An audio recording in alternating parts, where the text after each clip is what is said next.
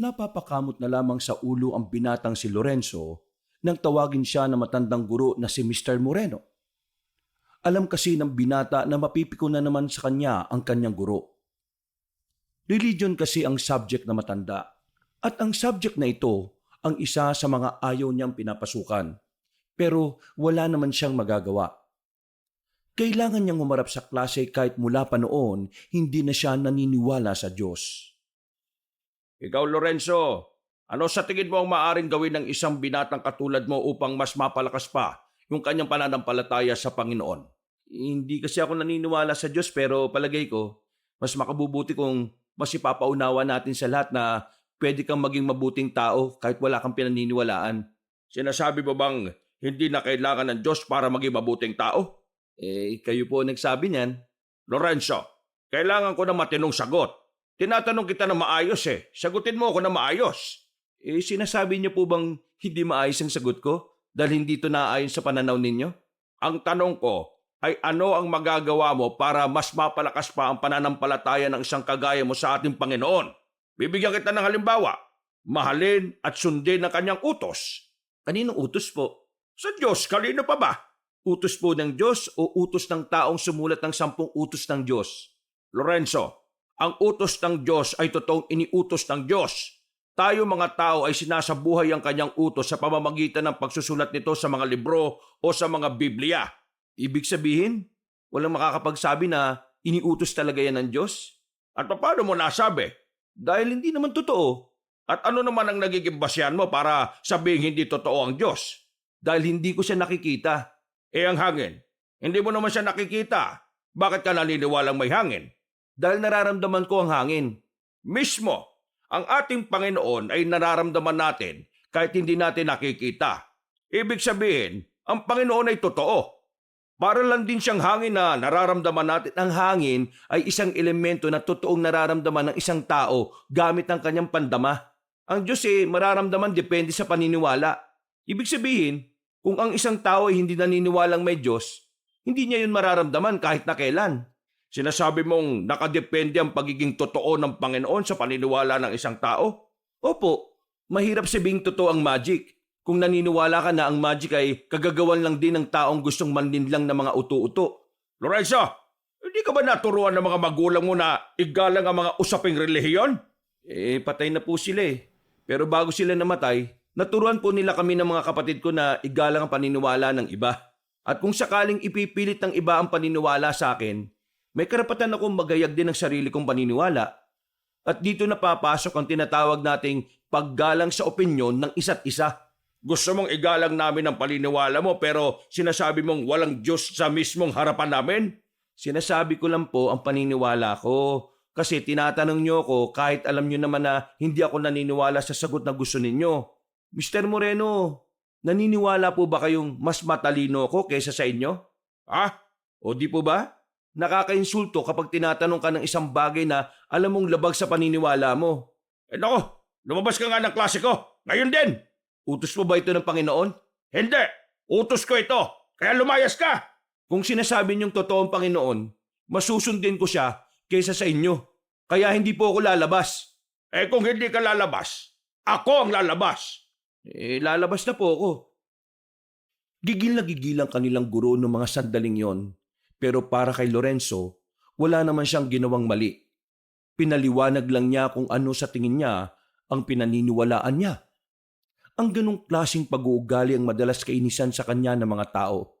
Dahil hindi siya naniniwala sa paniniwala ng nakararami.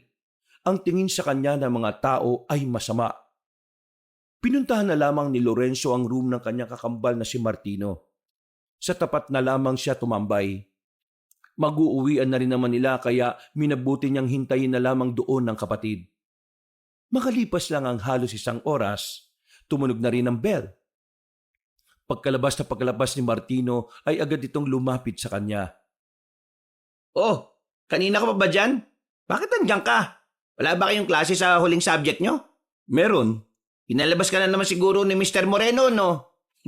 Ganun na nga nangyari. Ano na naman ba'y ginawa mo? Alam niya naman na hindi ako naniniwala sa paniniwala nila pero palagi niya akong tinatawag at tinatanong. Pinaliwanag ko lang yung mga paniniwala ko tapos, ayun, Nagalit siya. Ang sabihin mo, pinamukha mo na naman na hindi totoo ang Diyos. Siya ang nagtulak sa akin para gawin yun eh. Bakit kasi hindi mo subukan magbasa ng Biblia? Para naman Para saan? para maintindihan mo na totoong may Diyos. Ay nako, kung ipipilit mo na naman yan, tatagal tayo ng 5 oras dito sa kinatatayuan natin. Naku, bahala ka nga. Tara na. Kung hindi lang natin pag-uusapan ng tungkol sa relihiyon, palagi tayo magkakasundo. Hindi na nagsalita ang binatang si Martino. Naglakad na lamang ito palayo. Sinundan na lamang din yun ni Lorenzo hanggang sa makasakay na sila sa tricyclean at hindi pa rin sila nagpapansinan. Pag-uwi nila sa kanilang bahay, napansin agad sila ni Aling Sesa. Bakit nakasimangot itong si Martino? Nag-away na naman ba kayo? Hindi po, Lola. Yung totoo. Pinalabas siya ng teacher nila kasi nakipagtalo na naman siya kung totoo ang Diyos o hindi. Lorenzo, totoo ba sinasabi nitong kakambal mo? Opo, nakipagtalo ako. Pero sinagot ko lang naman yung mga tanong niyang naaayon sa paniniwala ko. Lorenzo naman, ilang beses ba kitang sasabihan na wag mong pasasakitin ang ulo ng teacher mo? Lalong-lalo na yung si Mr. Moreno. Sa lahat ng subject, sa kanya dapat mas nagpapakabait dahil tungkol yun sa Diyos. Tama. Na kung saan hindi ko naman pinaniniwalaan.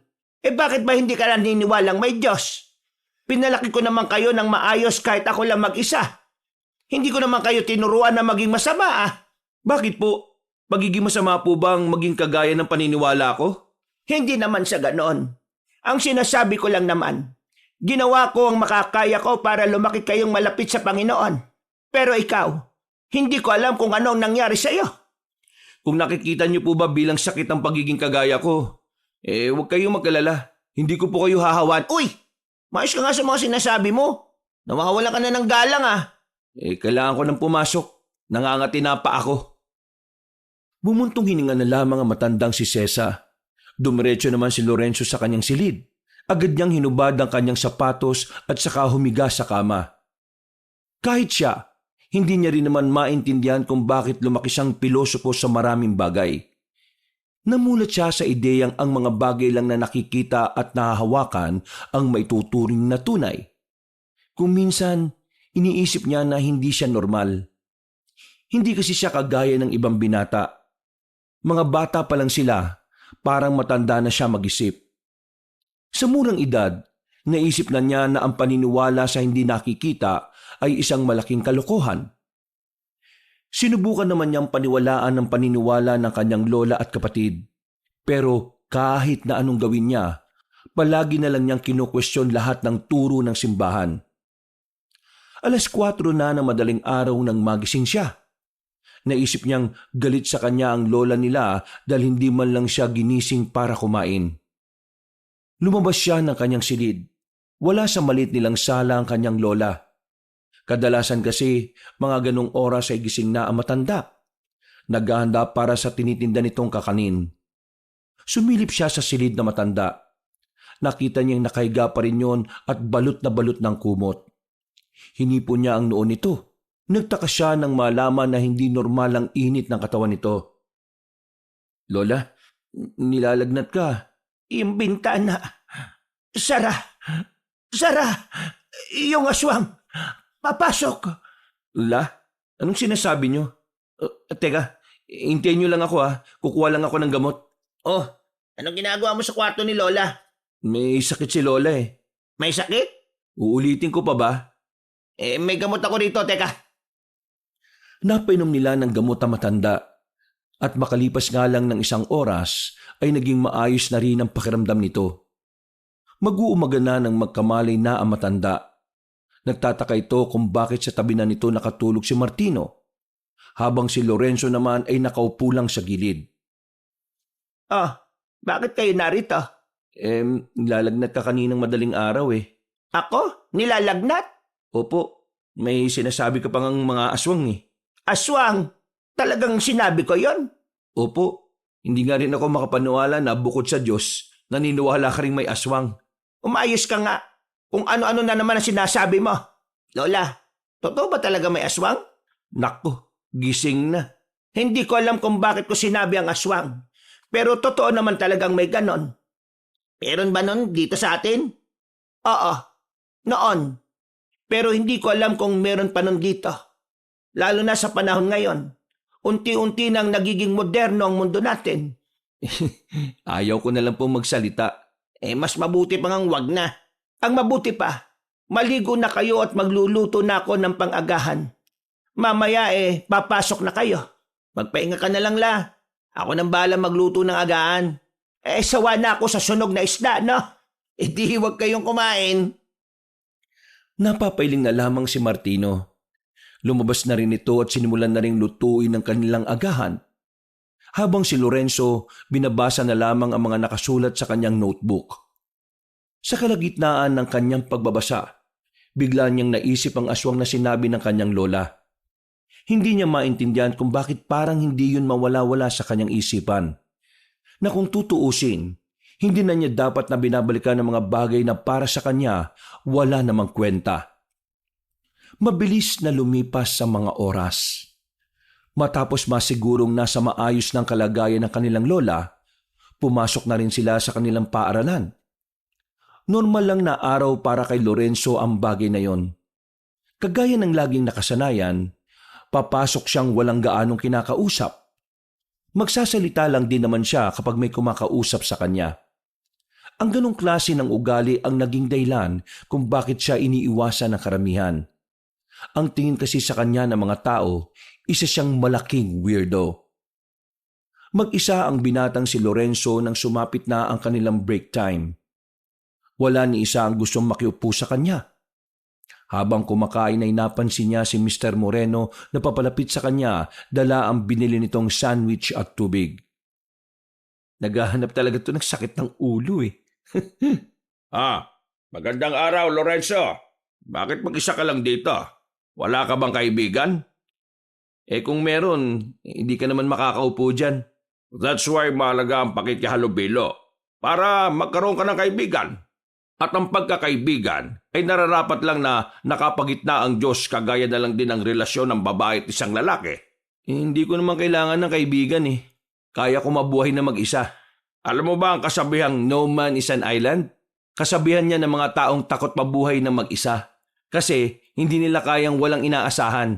Lorenzo, hindi ko alam kung anong pinanggagalingan ng mga sinasabi mo pero sana patawarin ka ng Panginoon. Bakit to? Wala naman akong ginagawang mali Ang hindi manampalataya sa Kanya ay isang malaking pagkakamali. At ang guluhin ng utak ng may mga sariling paniniwala ay hindi pagkakamali? Alam mo, kakainin ko na lang itong pagkain ko. Pwede ba ako umupo rito? Kanina ka pa nga po nakaupo Napapailing na lamang ang guro na si Mr. Moreno. Sa hindi inaasahang pagkakataon, napansin niya ang bagay na nasa kamay ni Mr. Moreno. Isang pulseras na may palawit na tatsulok. Kakaiba ang disenyong yon para kay Lorenzo, pero hindi na lamang niya pinansin. Mabilis na nagdaan ang mga oras, dumating na nga ang 5:00.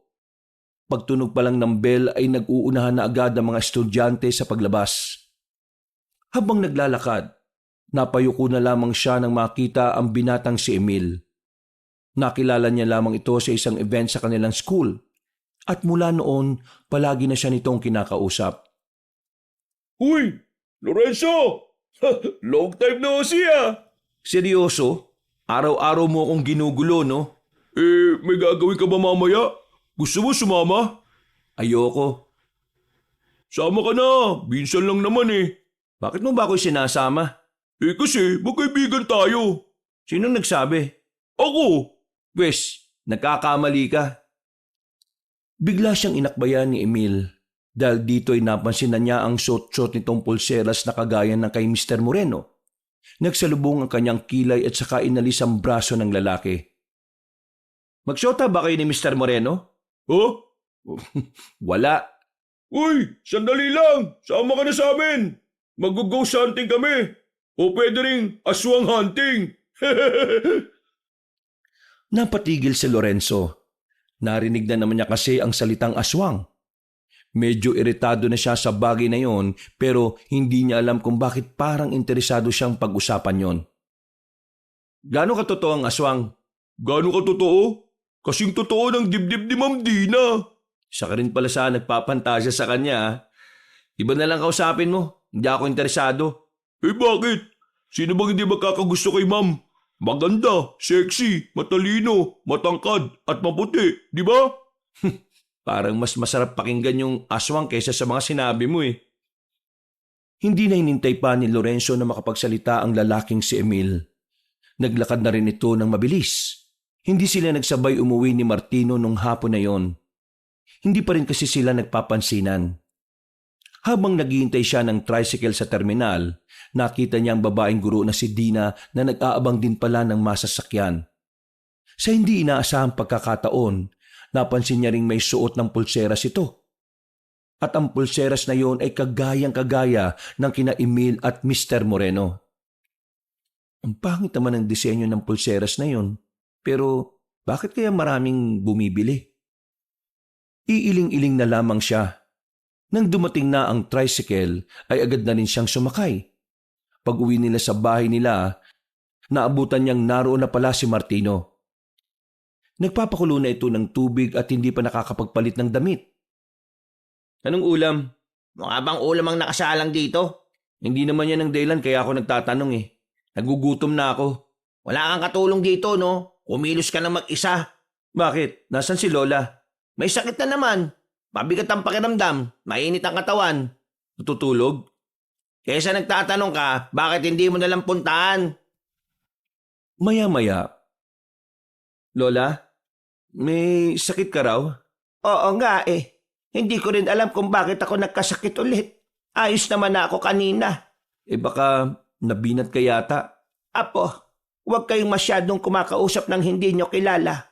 At huwag kayong basta-basta sasama sa kung sino-sino lang. Mali po yata kayo ng kinakausap la. Eh, nasa labas po yung dapat makarinig niyan eh. Basta, makinig na lang kayo sa akin. Para naman ito sa kaligtasan ninyo. La, bakit kung magsalita kayo parang nasa bingit na naman ang kamatayan ng pamilya natin?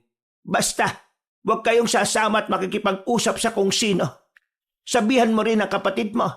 Eh kung ano man ang dahilan nyo, sige po. Hindi mawala-wala sa utak ko ang aswang. Yan na naman tayo eh. Totoo ang aswang. O tapos, Mapanganib ang mga aswang, Lorenzo. Balang araw, maiintindihan mo rin ang sinasabi ko. Paano ka maiintindihan yan eh? Wala namang pinaniniwalaan niya kundi sarili niya lang. bakit? Anong gusto mong paniwalaan ko? Yung kwento mong mas malabo pa sa sabaw ng dinuguan? Anong kwento? Kwento tungkol sa nakita mong mabilis gumalaw nung bata pa tayo. Eh bakit? Totoo naman talaga yung nakita kong yun eh. Kung ikaw lang ang nakakita, hindi yun totoo. Hindi mo nga magawang pagkatiwalaan sarili mo tapos gusto mo magtiwala kami sa'yo. Lola oh, epal na naman. Kahit na kailan talaga, para kayong aso at pusa. Lumabas ka na nga muna, Lorenzo. Mag-uusap kami ni Lola. Bakit? Tungkol saan? Tungkol sa Diyos. Bakit? Interesado ka ba? Salamat na lang. Pumasok na lamang si Lorenzo sa kanyang silid. Binuksan na lamang niya ang libro niya. Nagbasa-basa na lang siya hanggang sumapit na ang gabi. Natigil na lang ang kanyang pagbabasa nang marinig niyang tila natataranta na si Martino sa sala. Lumabas ang binata. Pagtingin niya, nakita niyang binubuhat na ni Martino ang kanilang lola. Oh, anong nangyari? Bakit mo pinatulog sa sahig? Sira ulo ka ba? Naingmatay si Lola. Tulungan mo ako. Dadaling ko siya sa albularyo. May sarili na bang ospital ang albularyo? Doon ang sinabi ni Lola eh. Kaya tulungan mo na lang ako. Visit ka. Marami nilang inalalayan na matanda. Dinala nila ito sa bakuran at agad din namang nakapara ng tricycle ang lalaking si Lorenzo. Manong, sa Sitio 4 po. Pinandar agad ng matandang driver ang tricycle. Hindi naman kalayuan ang tinitirhan ng albularyo mula sa kanila. Kaya agad din naman silang nakarating doon. Tao po! Tao po! Ah, anong kailangan? Siya. Ano nangyari sa kanya? Magkakilala kayo? Ano ba nangyari sa kanya? Sigurado kang hindi ka naging kabit ni Lola? Ano ba pinagsasabi nitong taong ito? Huwag niyo na pong intindihin yan. Sira ang ulo niyan eh. Ito po si Lola, nahimatay. Pero bago yun, sabi niya puntahan daw namin itong address na ito. Agad silang pinapasok ng matandang si Hector. Inasikaso nito ang lola nila. Pinahiga sa papag at nilagyan ng kung ano-anong langis sa palad at sentido. Habang ginagawa ni Mang Hector ang panggagamot, napapasalubong na lamang ang kilay ni Lorenzo. Hindi niya maintindihan kung bakit ang daming tao na naniniwala sa mga albularyo. Para kasi sa kanya, ang tanging dapat lang pagkatiwalaan pagdating sa kalusugan ng tao ay ang mga doktor. Wala bang ginawa ang lola ninyo bago siya nagkaganito? Laging naalis si Lola. Naglalako ng kakanin. Pero wala naman siyang nabanggit sa amin na may nararamdaman siya bago yan. Kung ganon, masama ang kutob ko. Bakit po? Ano pong sa tingin niyong nangyari kay Lola? Malakas ang inala ko na meron siyang nakadaupang palad na aswang. Sandali. Sinasabi niyo bang meron na namang aswang dito sa atin? Matagal naman nang may aswang dito sa atin, pero hindi lang talaga natin malaman kung sino. Kasi nakakatawang tao sila. Isa pa, hindi lang dito sa atin meron, sa buong probinsya natin. Pwede po ba ako magtanong? Ano itatanong mo? Nilikha din ba ng Diyos ang mga aswang? Di ba ang sabi ng mga relihiyosong tao kagaya ng kakambal ko, lahat ng may buhay sa mundo, Diyos ang gumawa? Tama ka. Lahat nga ng may buhay sa mundo ay likha ng Diyos. Pero ang mga aswang, itinuturing silang patay o walang buhay sa simula pa lang. Dahil ang kaluluwa na meron sila ay hindi nanggaling sa kaharian ng Panginoon. Sila ay nanggaling sa kaharian ng Diablo. Kaya ang mga aswang, hindi sila nilikha ng Diyos. Isa silang mga nilalang na kailangan mawala sa mundong ito. Paano niyo sila ituturing na patay kung, Mang Hector, magiging maganda na ba ang kalagayan ni Lola? Teka, nagsasalita pa ako eh. Hindi mo ito moment. Moment ito ni Lola. Magiging maayos na rin ang lola mo. Kailangan ko lang muna siyang obserbahan. Ano ba talagang naging dahilan kung bakit siya nagkasakit? Ang isang tao, kapag meron siyang nakatitigan na aswang ng higit sa 10 minuto, nagkakaroon ng pagkakataon na mapasok ang kamalayan ng isang tao. Ginagawa nila ito kapag gusto nilang kontrolin ang biktima nila. Itong dahilan kung bakit nagkasakit ang lola ninyo. Parang hipnotismo? Tumpak! Bakit naman gagawin ng aswang yung kay Lola? Malalaman nyo rin sa oras na sabihin na sa inyo ng lola ninyo. May isa pa sana akong katanungan. Iisa pa talaga. Pambihira to. Hayaan mo siya. Gusto ko mga tinatanong niya eh. Sige, ano mang itatanong mo, iho? Naging kabit ka ba ni Lola? Manahimik ka na lang. Napakamot na lamang sa ulo si Lorenzo. Makalipas pa ang halos 1 oras, muli nang nagkaroon ng malay matandang babae. Nagtataka pa nga ito nang mapansing nasa ibang bahay ito. Agad na pumasok ulit ng bahay ang kambal nang marinig nilang nagkamalay na ang kanilang lola. Naabutan nila itong nilalagyan ni Mang Hector ng langis sa sentido nito. Uy, ang sweet ah. Uy, mais ka nga. Maayos na ang kalagayan ng lola ninyo. Naku, mabuti naman kung ganun. Lola, paano kayo nagkakilalang dalawa? Si Hector ay kumpare ng lolo ninyo. Kaya pala. Kaya pala ano? Kaya pala magkakilala kayo. Kayong dalawa, mag-iingat din kayo.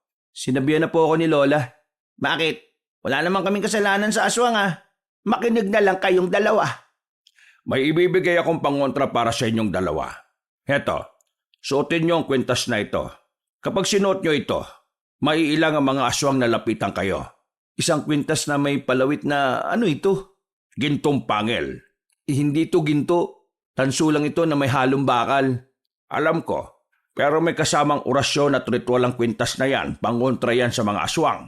Kaya lagi niyong dapat suot yan lalo na kung lalabas kayo ng bahay. Buntong hininga na lamang ang nagawa ni Lorenzo. Pinakita niyang isinuot niya ang kwintas. Pero ang totoo, pag-uwi nila ay agad niya rin naman itong inalis sa kanyang leeg. Hindi siya naniniwala sa mga ganoong bagay. Makalipas pa ang ilang araw, tuluyan ng gumanda ang pakiramdam na matandang si Cesa. Nakakapaglako na ulit ito ng mga tinda nitong kakanin. Si Lorenzo at Martino naman ay naging abala sa pag-aaral. Nalalapit na rin kasi ang kanilang exam. Ano na naman bang kailangan mo sa akin? Wala naman. Gusto lang kitang samahan kumain eh. Bawal ba? Hindi naman bawal pero ayoko. Ano? Di ka pa rin masasama sa aswang hunting?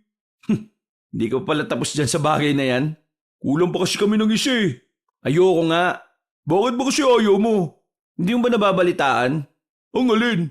Si Ma'am Dina buntis? Hindi totoo yun. Hindi yun. Ang alin nga? Sa ibang level, may mga nawawalang estudyante. 4 na nawawala mula nung Lunes. Saan mo naman nabalitaan yan? Wala nga kumakalat na ganyan dito sa school natin eh. Narinig ko sa faculty. Tapos tatanungin mo ko kung nabalitaan ko. Basta, ayaw kong sumama. At baka pati ako mawala rin. Hindi naman ako kidnapper ah. Hindi nga. Pero parang. Tapos ka na agad kumain. Wala pang bawas yung pagkain mo ah. Hindi pa ako tapos. Dilipat lang ako ng upuan. Kaya huwag mo na akong sundan bago pa ako mawalan ng gana. Mag-isang kumain ng binatang si Lorenzo sa sulok. Sanay naman na siyang walang kasabay. Sadyang si Emil lang naman talaga ang nagpupumilit na kaibiganin siya. Habang nanguya, napapaisip siya kung ano nga ba talaga ang nangyari sa mga estudyanteng nawawala. Hindi rin nila alam kung bakit parang hindi yung pinapaalam sa buong school. Tingin ni Lorenzo, ayaw ng mga namumuno na madungisan ang pangalan ng paaralan nila. Natapos na rin ang break time. Bumalik na si Lorenzo sa kanilang silid. Wala naman siyang gana. Kung siya lang ang masusunod, ayaw na sana niyang pasukan ang subject ni Mr. Moreno. Pero sa ngalan ng attendance at ang karagdagang grado, tinitiis na lamang niya ang mga naririnig niya. Bukod sa tingin ni Mr. Moreno, pinakaayaw niya lang talaga ay ang tinatawag pa siya para sumagot. Hindi maaaring magsama ang babae at lalaki sa isang silid kung sila ay hindi pa kinakasal. Labag sa paningin ng Diyos ang pagsasamang walang basbas ng simbahan at ng Panginoon. Kaya nga sa panahon ngayon, mas mainam pa rin na alam nating magpigil, magtiis at igalang ang katawan ng isa't isa. Ang isang relasyon na pinagigitnaan ng Panginoon ay siyang pinagpapala. At sa tingin nyo, tama ba ang ginagawa ng ibang magkarelasyon na bago sila magpakasal nagsasama na sila sa iisang bahay?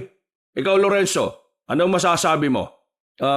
Magandang hapon po Mr. Moreno. Seryoso po ba kayo na akong gusto niyong sumagot sa katanungan na yan? Oo naman. Bakit naman hindi?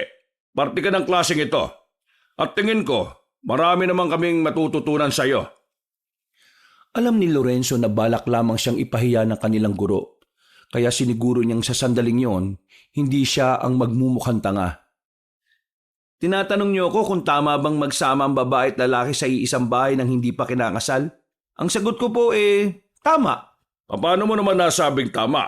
Marahil sa pananaw ng mga kagaya niyong sumusunod sa utos ng simbahan ay mali yun.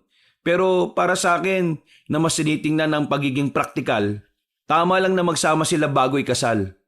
Unang-una, kung magsasama sila sa isang bahay ng ilang taon bago ang kasal, mas magkakaroon sila ng panahon para kilalanin ang mga sarili nila. Yun ang magsisilbing practice nila bilang mag-asawa. Makakatulong to sa kanila sa pagdedesisyon kung kakayanin ba nila ang buhay mag-asawa o hindi. Mas makikita nila ang mga kahinaan at kalakasan ng bawat isa dahil mas magkakaroon sila ng oras na tutukan ng isa't isa. Kung magsasama lang sila pagkatapos ng kasal, pareho silang mangangapa sa buhay mag-asawa. Wala silang alam At dahil wala silang alam, makikialam ang mga magulang nila. At dahil makikialam ang magulang nila, mawawala na ng saysay ang salitang pag-aasawa. Mas mahihirapan silang makilala ang bawat isa kung saka lamang sila magsasama. Pero kung matagal na silang magkasintahan, hindi ba dapat kilala na nila ang isa't isa? Iba ang buhay magkasintahan sa buhay ng pag-aasawa. Nagbabago ang ugali at pag-iisip ng tao kapag nagiging mag-asawa na sila Yung magkasama sa isang bubong, marahil dahil sa mga responsibilidad, sa mga bayarin, sa mga obligasyon at dahil na rin sa pagkakaroon ng dagdag na mga goal na dapat maabot. Seryosong usapin na ang pag-aasawa Iba ang pagkakakilala mo sa kasintahan mo noong nobyo o nobya mo pa lang siya. Magkakaroon pa rin ng pagbabago sa kanya sa oras na kinakailangan na niyang magseryoso sa buhay At ang mga pagbabago na yon ay hindi mo agad makikita kung hindi mo yun malalaman bago ang kasal. Kaya naman, para hindi tayo matali o makulong sa mga maling tao, Para sa akin, mas maganda kung magsasama na muna kayo bago kayo ikasal. Sa pagli-live-in pa lang, malalaman mo na kung anong klaseng tao siya bilang asawa, hindi bilang kasintahan. Sinasabi mo bang hindi na mahalaga ang kasal kasi mas mainam na mag-live-in na muna para makilala ang mapapangasawa mo? Ganun ba? Wala naman akong sinasabi na hindi mahalaga ang kasal. Pero sinasabi ko lang na huwag nating gamitin ang kasal para diktahan ng tao paano niya kikilalanin na mapapangasawa niya. Huwag nating hayaan na ang kasal ang maging dahilan kung bakit hindi tayo makawala sa mga taong hindi natin dapat pinapasok sa buhay natin. Paano mo kami mapapasang-ayon sa mga sinasabi mo? Naranasan mo na bang magkaroon ng asawa? Nagtawanan ng buong klase. Nakaramdam ng pagkapahiya si Lorenzo noong mga oras na yon. Pakiramdam niya ay sinimulan na ni Mr. Moreno na mangyari ang binabalak nito. Huminga si Lorenzo na malalim. Hindi siya papayag. Ano po sa tingin niyo ang mararamdaman niyo kapag meron kayong ninakaw na mahalagang bagay para sa iba? Ha? Wala itong koneksyon sa pinag-uusapan natin. Kung masasagot mo, meron. Anong mararamdaman ko kapag may ninakaw akong mahalagang bagay sa ibang tao? Hindi naman ako ganong klase ng tao eh. Sabihin na natin na kunwari, masama kang tao. Kung masama akong tao, malamang kakabahan ako. Baka mahuli ako eh. Matatakot. Di ba gano'n naman ang mga magnanakaw? Gagawa sila ng kasalanan pero kapag nagawa na nila saka lang nila may isip na mali ang ginawa nila. Yun dahil sa pagiging makasarili nila at sakim. Paano nyo nasabi yan? Naranasan nyo na rin po bang magnakaw? Ha? Naranasan nyo na po bang magnakaw? Yung pong tanong ko ngayon. Malamang hindi. Bakit nyo po alam ang mga bagay tungkol sa mga magnanakaw? Hindi mo naman kailangan maranasan para malaman mong isang bagay. Minsan, kailangan mo lang ding matutuhan at matuklasan. Mismo? Anong mismo? Kayo na rin ang sumagot ng tanong niyo sa akin kanina kung naranasan ko na bang magkaroon ng asawa. Iniinsulto mo ba ako? Tinatanong po kita kanina kung sigurado po kayo na tatawagin niyo ako. Wala akong ginagawang masama. Sinasagot ko lang ang mga tanong ninyo nang hindi naaayon sa mga sagot na gusto niyong marinig. Uupo na po ako. Okay lang po ba? Maraming salamat po. Natameme na lamang ang matandang guro. Pero sa kaloob-looban nito, parang gusto na nitong sumabog. Habang si Lorenzo naman, lihim na nagdiriwang ang kanyang puso. Pakiramdam niya, naipanalo niya ang argumentong sinimula ng isang matandang sabik siyang mapahiya. Maya-maya ay tumunog na ang bell. Nauna nang tumayo sa kinauupuan ng binatang si Lorenzo nang marinig ang hudyat ng uwian. Hindi na niya nilingon pa si Mr. Moreno dahil alam niyang masama na naman ang tingin nito sa kanya. Sa kakamadali niya, nakabanggaan niya sa pasilyong babaeng guro na si Dina. Ang guro na halos pinagpapantasyahan ng lahat ng lalaking estudyante. Ayos ka lang ba? Pasensya na at hindi kita nakita. May tinitingnan kasi akong papel eh. Ayos lang naman po. Hindi rin ako nakatingin kaya kasalanan ko rin. Sandali lang. Ikaw yung kapatid ni Martino? Kambal ba kayo? Magkamukha kayo eh. Sa kasamaang palad, opo. Kambal nga kami. Alam mo bang tuwang-tuwa ang mga guru sa kanya? Lalong-lalo na si Mr. Moreno kasi talagang malapit sa Panginoon ang kambal mo eh. Ayos yan. Ikaw rin. Kilalanin mo rin ang Panginoon. Ay, Huwag na po kayong magtangka, ma'am. Malapit nang mapanot si Mr. Moreno sa konsumisyon sa akin.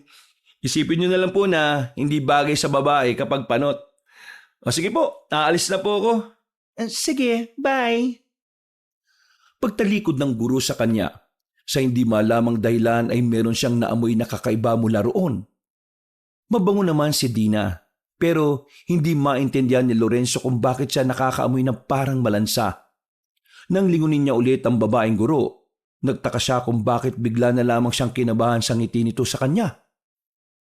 Nung oras na yon, nakaramdam siya ng pagkahilo. Agad-agad na sumama ang kanyang pakiramdam. Napahawak siya sa pader nang maramdamang parang tutumba siya. Uy, anong nangyayari sa'yo? Nakita na lang niya si Emil sa gilid niya. Nakaalalay na ito sa kanya. Dinala siya nito sa klinik. Pagdating niya roon, naroon si Dina. Ang babaeng guro ang umasikaso sa kanya. Noong mga sandaling yun, nagtataka siya kung bakit ang bilis ng tibok ng kanyang puso. Dahil sa pagkahilo niya, hindi na niya gaanong naririnig ang pinag-uusapan ni Emil at Dina. Nagtataka siya kasi base sa nakikita niya, parang malapit sa isa't isa ang dalawa. Hindi maganda ang kutob niya, kaya kahit nahihilo, tumakbo siya palabas ng klinik. Nakasalubong niya ang kakambal na si Martino. Hinawakan niya ito sa balikat at takmang tutumba. Uy, ano bang problema mo? Tulungan mo ako. Ano? Nahihilo ako eh. Uy, Lorenzo! Pumasok ka raw sa klinik, sabi ni Ma'am Dina. Ayoko. Uuwi ako. Martino, alalayan mo ako. Gusto kong umuwi. Ayoko rito. May kakaiba sa school na ito. Nagtataka ang lalaking si Martino. Kilala niya si Lorenzo. Alam niyang hindi basta-basta magsasalita ng kawirduhan ng kanyang kakambal kung wala lang. Kaya kahit nainis siya rito, inalalayan niya lang ito palabas sa kanilang paaralan. Agad silang sumakay sa tricycle. Nang makauwi, takang-taka ang kanilang lola sa kanila. Nag-alala itong lumapit sa kambal. Nang maiupo na ni Martino ang kakambal niya, ay sa kanan nito sinabi kung ano ang nangyari. Anong nangyari sa kanya? Bakit nanlalata itong si Lorenzo? Hindi ko alam dyan. Galing yan sa klinik kanina eh. Pero tumakbo palabas. Nakasalubong ko siyang ganyan na. Ayaw niya magpaklinik. Mas gusto niyang umuwi.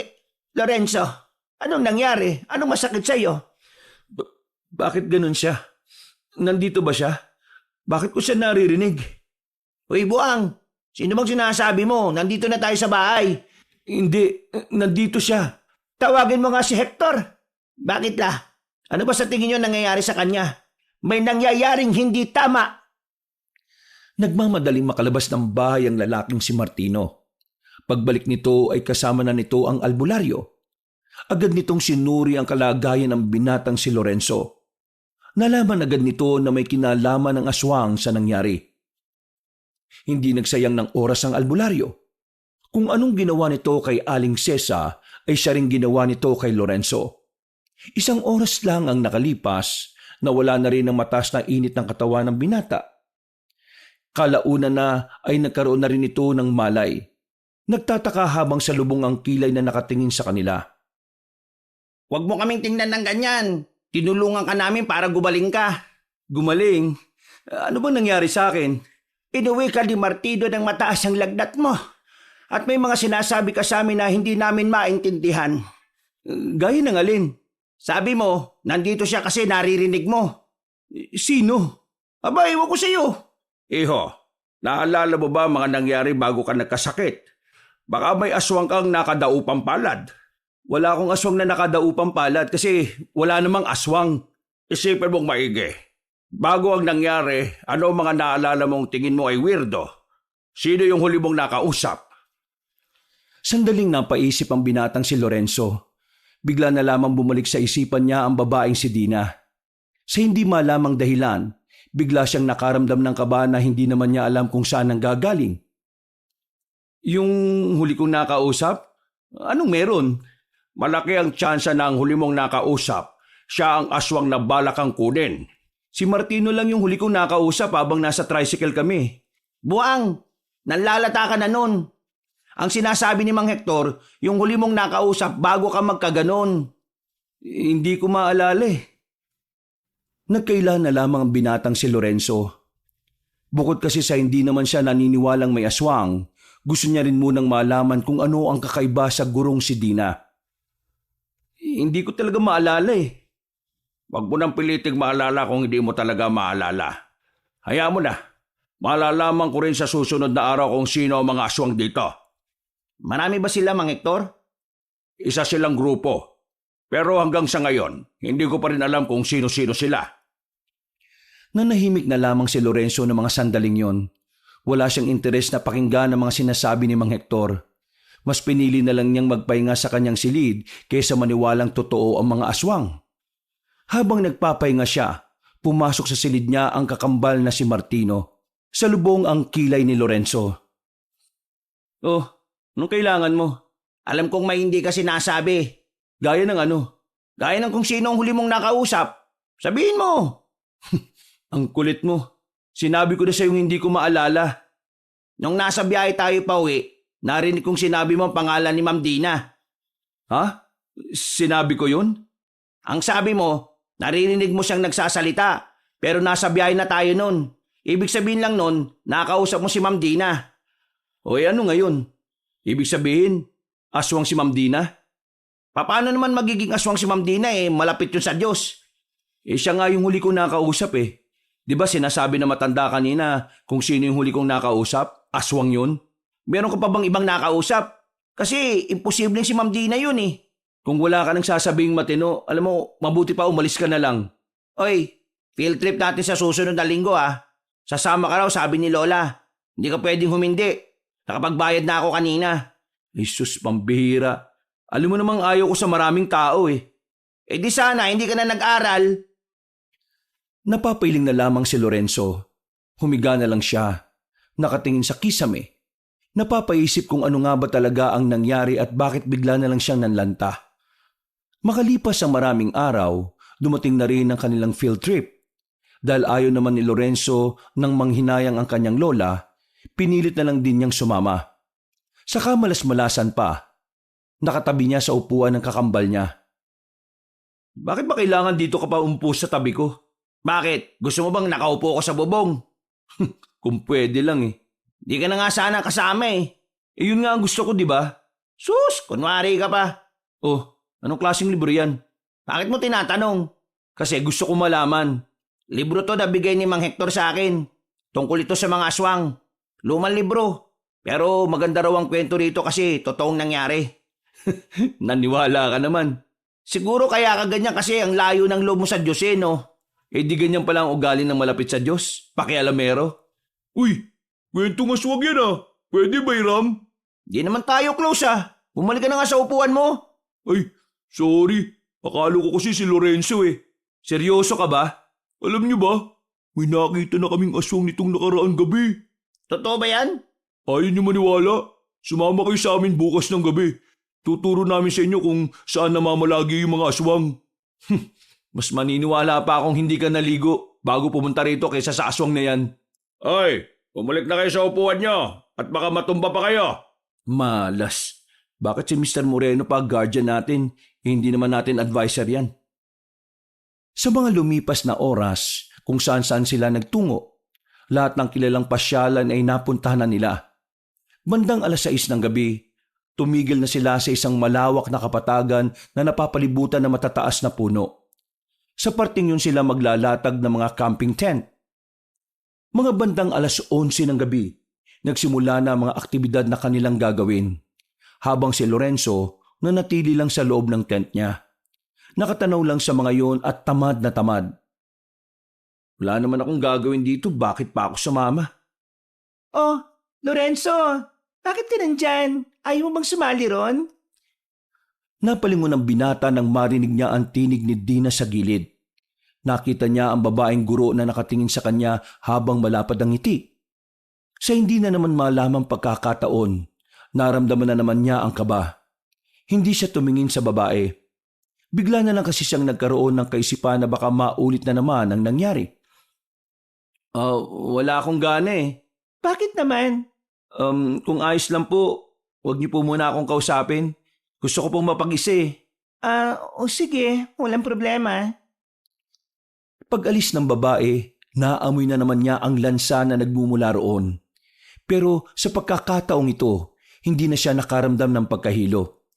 Hindi niya lang maamin sa sarili pero may kutob na rin siya na hindi pangkaraniwan ng babae. Labag man sa kalooban niyang isipin na hindi tao ang babae pero yun talaga ang nagsusumiksik sa kanyang utak. Sumpa ba to? Sumpa ba na maramdaman kong malapit na akong maniwala na may aswang? Noong mga sandaling yon, unti-unti na rin niyang tinitingnan ang anggulo na baka nga aswang si Dina. Iniisip na lang din niya na ito ang tamang pagkakataon para mapatunayan kung mali siya at tama sila Martino na totoo ang mga aswang. Kapag napatunayan kong totoo ang aswang, baka maniwala pa ako na totoo ang Diyos. Natulog na lamang si Lorenzo ng mga sandaling yon. Nagising siyang dakong 2:00 na ng madaling araw. Pagtingin niya sa gilid niya, nakatulog na pala ang kanyang kakambal sa gilid. Sumilip siya sa labas. Tulog na rin ang lahat. Tahimik na ang paligid. Pero nakita niya si Dina na nagmamadaling naglalakad na parabang meron itong pinagkakaabalahan.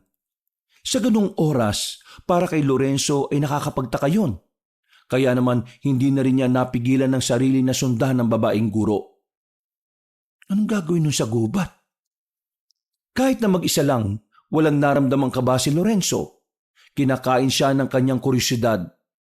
Parang hindi matatahimik ang kanyang kalooban hanggat hindi niya nalalaman kung ano ang meron kay Dina. Nakapasok siya ng gubat. Madilim, tanging sinag lamang ng buwan ang nagsisilbing liwanag niya sa daan. Nakakainis. Bakit ko ba ito ginagawa? Sa kakalakad niya, bigla na lamang niyang narinig ang tinig ni Dina na tila may kinakausap. Gumilid siya at pinakinggan ang sinasabi ng babae. May sasama natin to sa mga bagong miyembro. Ang kaso nga lang, lumaban. May dalang baril tong ngangaso na to eh. Dinali ko na bago pa siya nakapagpaputok ng baril. Nang marinig ni Lorenzo ang mga sinabing yun ng babae, mas lalo siyang naintriga. Mas lalo siyang napaisip kung ano nga ba talaga ang meron sa guro na yon. Maraan siyang naglakad, nakayuko at todo ingat sa bawat paghakbang. Pagsilip niya sa halamanan, nakita niya si Dina. Nakatayo habang nakatingin sa buwan. Wala na ang kausap nito. Pero napansin ni Lorenzo na tila merong taong nakahiga sa lapag. Palagay niya, yun ang taong tinutukoy ni Dina na mga ngaso. Hindi gumagalaw ang lalaki. Kinabahan siya nang mapagtanto na baka wala na yung buhay. Pero mas lalo siyang kinilabutan nang makitang bigla na lamang nilapa ni Dina ang lalaking wala ng buhay. Para itong leon na gutom na gutom. Nanlalaki ang kanyang mga mata. Sa puntong ito ay parang nakalimutan na niya ang sarili niyang paniniwala. Dahil sa nasaksihan niya, napatunayan na niyang totoo nga ang mga aswang. Gagi! Napalingon ng babaeng si Dina nang maramdaman siyang naroon. Medyo naaninagan niya ang itsura ng babae. Nanginig ang tuhod niya sa takot. Pero ginawa niyang lahat ng makakaya para makaalis doon. Ligtas naman siyang nakabalik sa kanilang tent. Nagising si Martino nang masagi niya ito. Napansin siya ng kanyang kakambal na parang hindi siya mapakali. Uy, anong nangyayari sa'yo? Uy, bakit ka nanginginig?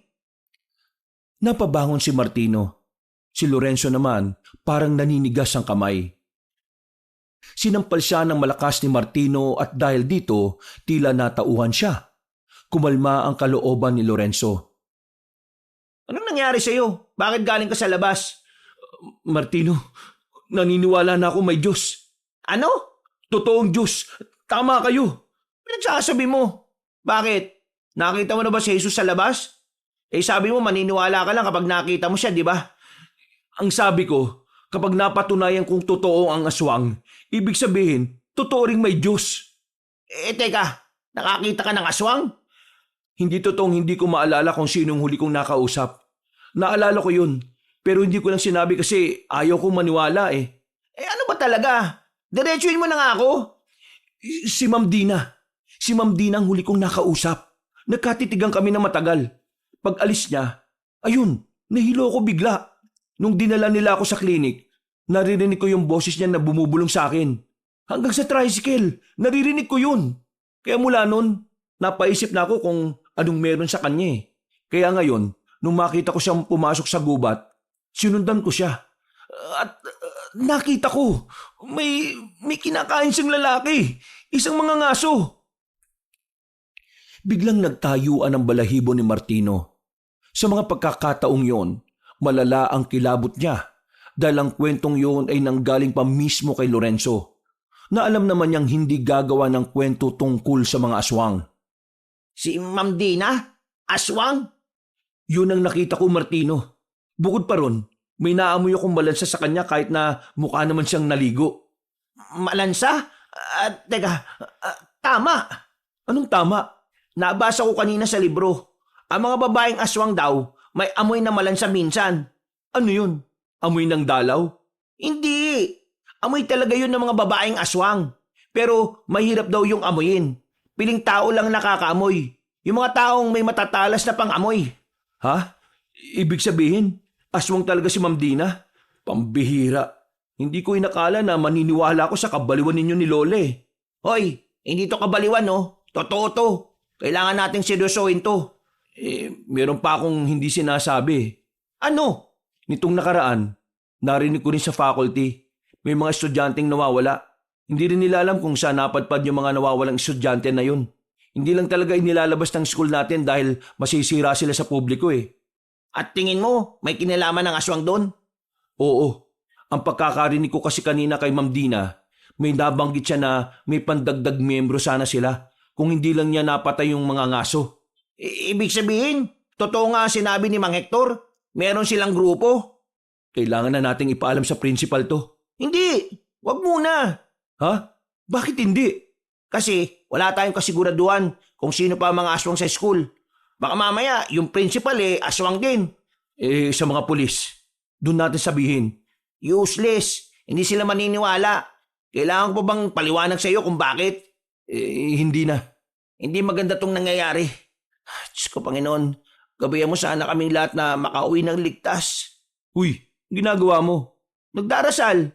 Mabuti ba sumabay ka na? Pwede bang saka ako na gawin yan? Kanino ko lang sinabi na naniniwala na akong may Diyos eh. Naku, bahala ka sa buhay mo. Basta ako magdarasal. Noong mga sandaling yon, hindi na nakatulog ang magkapatid.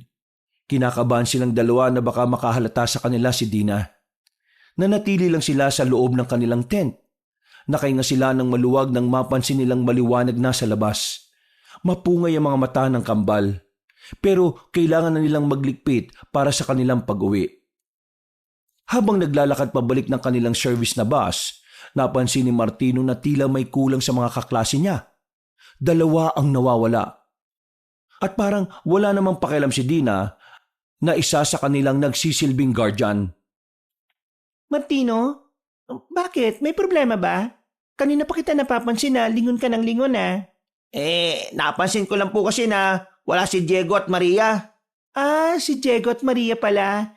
Maaga silang umalis kanina. May emergency daw sa bahay nila. Ano raw po yun? Hindi ko na inalam. It's a private matter. Baka tungkol sa pamilya. Ngumiti na lamang ang babaeng guro. Pero sa loob-loob ni Lorenzo at Martino, nung oras na yon, alam nilang nagsisinungaling ang babae sa kanila. Pagdating nila sa bus, nakatinginan si Lorenzo at si Dina. Agad namang umiwas ng tingin ng binata. Nababahala siya na baka may gawin na naman sa kanya ang babae. Habang umaandar ang bus, Martino, may tanong ako. Ano yun? Yung Diyos ba? Alam niya na agad kung sino yung mga aswang? Alam ng Diyos ang lahat, no? Bakit hindi na lang natin siya tanungin para malaman na agad natin kung sino yung mga iiwasan? Hindi nakikialam ang Diyos. Bibigyan niya lang tayo ng mga gabay. Hindi siya makikialam? Bakit? Hahayaan niya lang tayong mapahamak? Pagsubok itong binibigay niya sa atin. Kaya hahayaan niya lang tayong lagpasan to. Huwag kang mag-alala. Hindi niya naman tayo bibigyan ng pagsubok na hindi natin kakayanin Kakayanin naman pala natin eh. Paano pa nasabing pagsubok yon? Ay naku, ewan ko sa'yo. Napapakamot na lamang sa ulo ang lalaking si Lorenzo. Nakatulog na sila sa biyahe nung oras na yon. Hapon na nang makabalik na sila sa kanilang paaralan.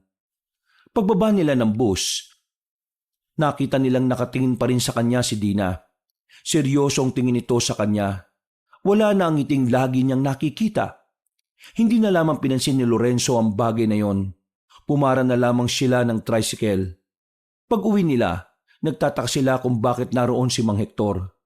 Pagkakita pa lang nila sa mukha nito, nahalata na agad nila ang pag-aalala. Oh, Mang Hector, bakit kayo nandito? Ang lola ninyo, Bakit? Ano nangyari sa kanya? nilaso ng aswang. Ano po? Agad-agad silang tumakbo sa loob ng bahay. Pagtingin nila sa matandang babae, nakita nilang kulay ubi na ang labi nito. Ang kuko nito sa paa at kamay ay ganun na rin ang kulay. Walang malay si Aling Sesa. Malamig din ang palad.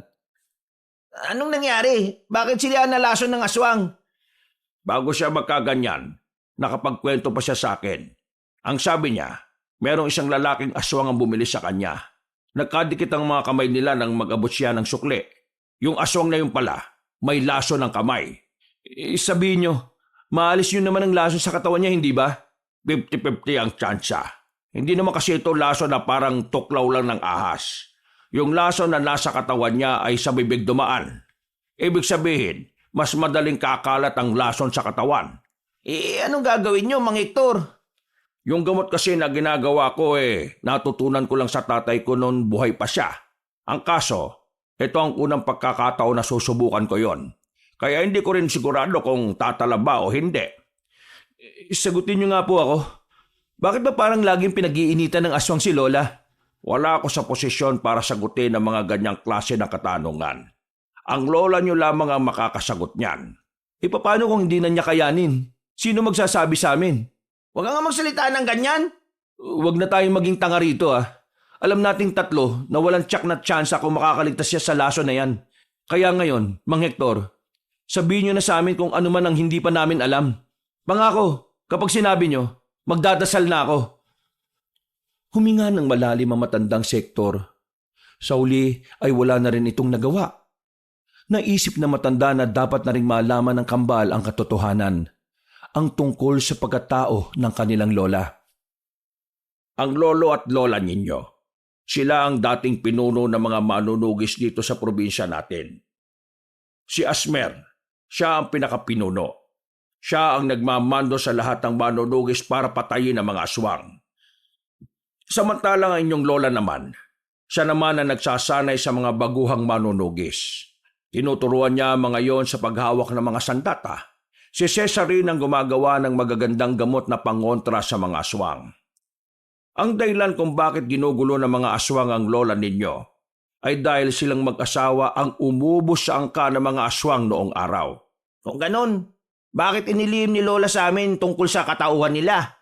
Dahil nababahala ang lola ninyo na kapag nalaman nyo ang ginawa ng inyong lolo, baka magbago ang tingin nyo kay Asmer. Ano po bang ginawa niya? Noong araw, nakatira kaming lahat sa maliit na baryo. Yung mga kabaryo namin, biniyag sila ng mga aswang at ginawang kauri nila. Nang magharap-harap na sa labanan, pinagpapapatay ng lolo ninyo mga kabaryo namin. Mahirap yun para kay Asmer, pero kailangan niyang gawin dahil mga aswang na silang lahat. Pinatay niya ang lahat ng mga kakilala namin na parang mga kapatid na rin ang turing niya sa mga yon. Ginawa niya yon kahit na masakit sa kalooban niya.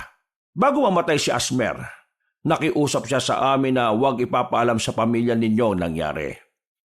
Ayaw ni Asmer na magmukha siyang masama dahil lang pinatay niya ang mga taong naging aswang. Wala naman nung mali sa ginawa ni Lolo Kahit ako rin, ganun din ang gagawin ko. Pero hindi niyo masisisi ang lola ninyo. Dahil noong araw, lahat ng mga kasamahan naming manunugis ay kumalas. Sinisisi ang lolo ninyo. Nagalit silang lahat. May panahon pa raw kasi para makabalik sa pagiging tao mga aswang na yon, pero pinili niyang paslagin. Ang totoo, huli na ang lahat para sa mga kabaryo namin. Hindi na sila makakabalik sa dati dahil malakas na yanggaw ang ginawa sa kanila. Pero may iba pa bang dahilan kung bakit ayaw sabihin sa amin ni Lola ang tungkol doon? Ayaw niyang sumunod kayo sa yapak nila. Anong ibig niyong sabihin? Ayon sa talaan ng pamilya ninyo, ang henerasyon niyong dalawa ang magmamana ng nasimulan nilang dalawa. Ayaw na ni Cesar na dugtungan pa ang misyon na dapat ay tapos na. Ayaw niya kayong mapahamak. Bumuntong hininga na lamang si Lorenzo habang nakatingin sa kanyang lola, na wala pa ring malay. Matapos ang pag-uusap na yon, pinalabas na rin sila ni Mang Hector. Sisimulan na nitong gamutin si Cesa. Pansamantalang umalis na muna ng bahay si Lorenzo. Naglakad-lakad siya hanggang sa makarating na nga sa maliit na simbahan sa kanilang baryo. Hindi siya pumasok sa loob. Pakiramdam niya kasi wala siyang karapatan. Kung totoo ka talaga, pagalingin mo ang lola ko. Kapag pinagaling mo siya, ipapangako kong iaalay ko ang buhay ko sa paglilingkod sa'yo. Lahat isusugal ko. Pagalingin mo lang siya. Lakas ng loob kong sumugal ah. Palibasa, alam ko naman na hindi mo naman tutuparin tong hiling ko kasi di naman ako naniniwala sa iyo eh. Basta, kung totoo ka talagang Diyos at naririnig mo ako, pagalingin mo ang lola ko. Siya na lang ang meron kami ng kambal ko eh. Siya ang buhay namin. Humangin ng malakas ng mga sandaling yon.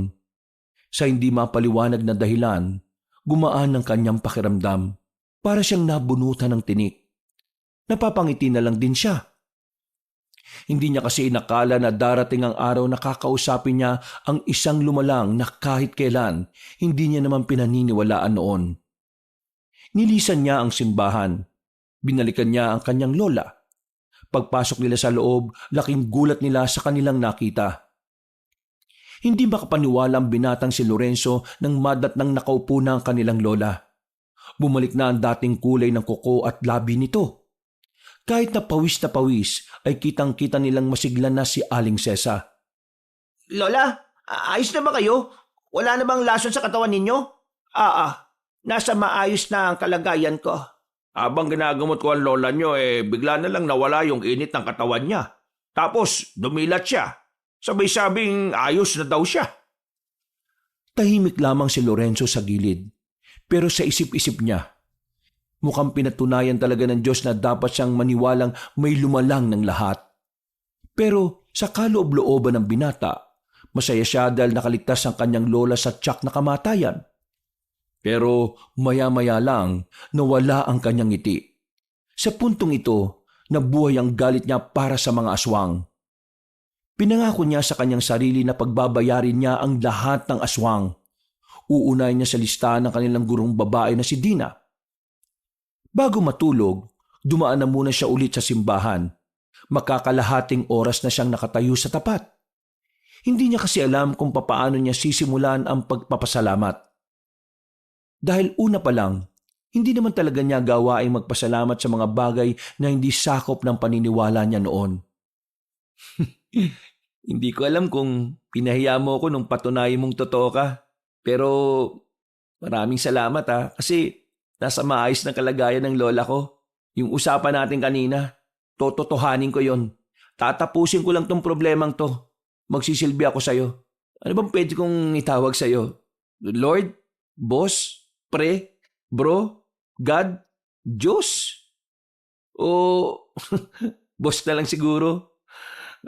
Boss, pasensya na kaagad kung magiging masama muna ako bago mo ako maging tagapagsilbi. Ilangan ko lang pagbayarin yung mga aswang na nagtatangka sa buhay ng lola ko eh. Ay, siya nga pala. Baka pwede mo naman akong ipasa sa exam mo.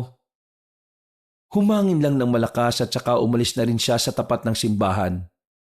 Pagbalik niya sa bahay nila ay parang wala lang nangyari sa kanyang lola. Kahit si Mang Hector, hindi rin niya alam kung ano ang nangyari. Napapangiti na lamang si Lorenzo sa gilid. Bagay na ipinagtaka naman nila Martino. Kahit kailan kasi, hindi nila nakitang nakangiti ng ganoon kalapad si Lorenzo. Lumipas ang 3 araw. Lunes na naman. Sabik na sabik pumasok si Lorenzo. Hindi dahil gusto niyang matuto sa mga bagong pag-aaralan, kundi dahil gusto niyang makita ang babaeng si Dina. Uy, ang bilis mo naman maglakad. Para kang kabayo eh. Para lang sa kaalaman mo, ang kabayo hindi mabilis maglakad. Mabilis siyang tumakbo. Sus, dami mong alam. Kesa naman wala, no? Pag-akyat nila sa 2 palapag, nagiwalay na rin sila ng landas ni Martino. Magkaiba kasi sila ng silid. Pagpasok pa lang ni Lorenzo, gusto na niya kagad mag-uwian. Gusto niya kasing kumprontahin ng babaeng si Dina. Gusto niyang ipaalam sa babae na alam na niyang tinatago nitong sikreto. Bagot na bagot at tamad na tamad sa pakikinig ang binatang si Lorenzo. Bukod kasi sa hindi niya trip ang nagtuturo, napag-aralan na niya yon. Pero wala siyang magagawa kundi ang makisama.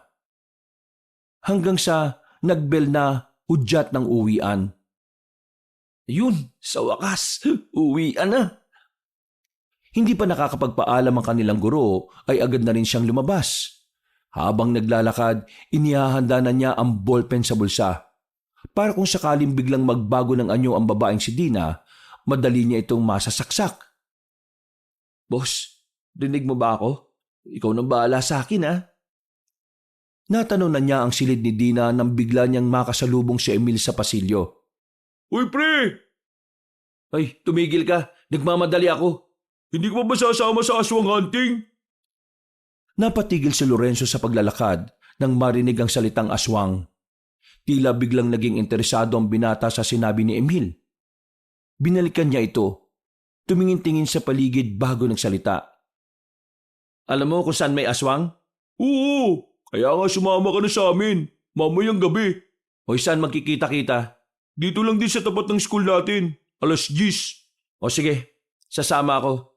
Pero sa ngayon, hayaan mo ako. Nagmamadali ako eh. Huy, ayos!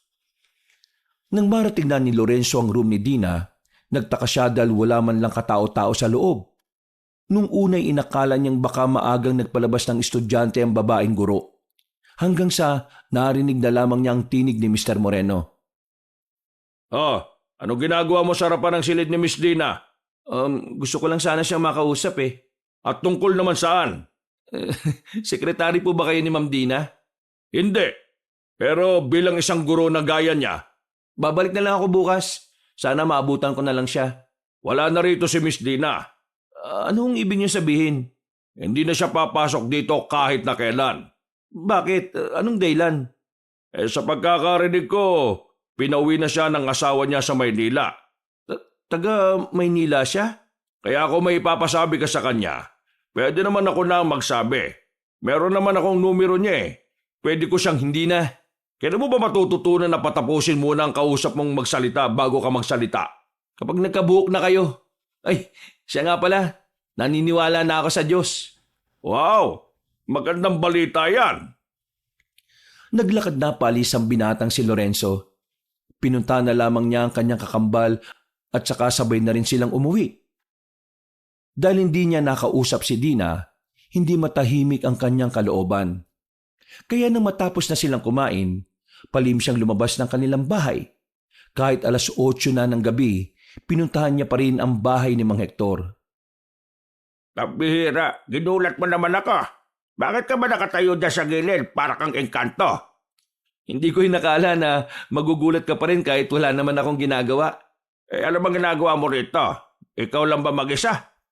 May nakikita ka bang iba? O baka nakikita mong kasama ko si Boss? Sinong boss? Si Boss, ang nakakaalam ng lahat. Sa taas. Alam mo, Lorenzo, masaya akong naniniwala ka na may Diyos. Pero pwede ba? Diretsahin mo na ako kung may kailangan ka. Gusto kong bigyan niyo ako ng sandata. Sandata? Anuhin mo naman. Gusto kong pumuksa ng aswang eh. Sinasabi mo bang gusto mong sundan yung yapak ng lolo at lola mo? Wala naman akong sinasabi. Hindi kita matutulungan dyan. Bakit naman? Ayaw niyo bang mapuksa ang mga aswang? Bago mamatay ang lolo mo, nangako ko sa kanya na hanggang sa kanila na lang ang pagiging manunugis ng angkan ninyo. Hindi niya gusto na pati ang mga apo niya malagay din ang buhay sa pangalip. Pero aminin man natin o hindi, kailangan natin patayin ng mga aswang. At wala nang ibang gagawa nun kundi kaming dalawa ni Martino. Gusto mo ba talagang maging manunugis? Sabihin na lang natin na gusto ko lang talagang iganti si Lola. Mang Hector, kailangan mo akong tulungan. Ilang estudyante na ang nawawala sa school namin.